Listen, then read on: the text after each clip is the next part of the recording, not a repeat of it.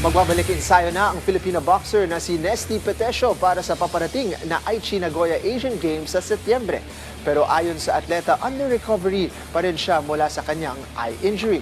Para sa detalye, alamin sa ulat ni teammate Jamaica Bayaka.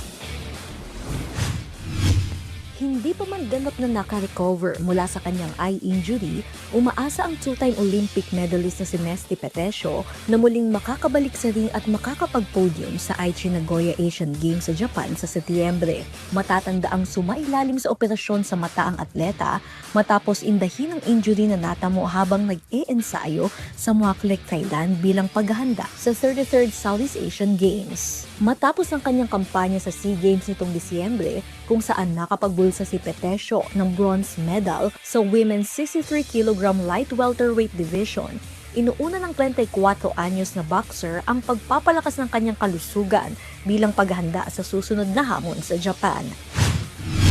Since January, nakabalik na kami sa training. Pinapabalik na kami actually sa training.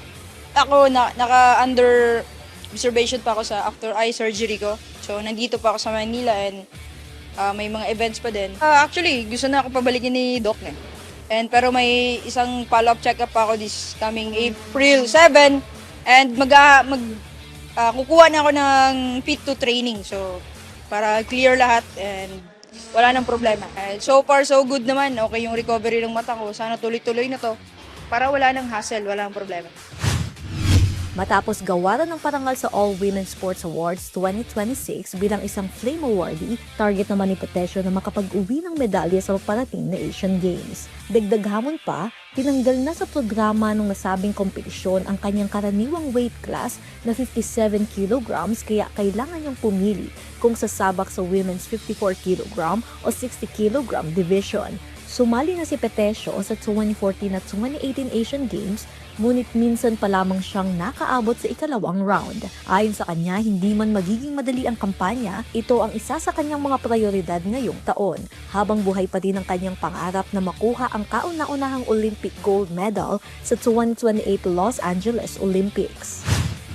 Asian Games, ito yung major competition ko na wala akong medal talaga.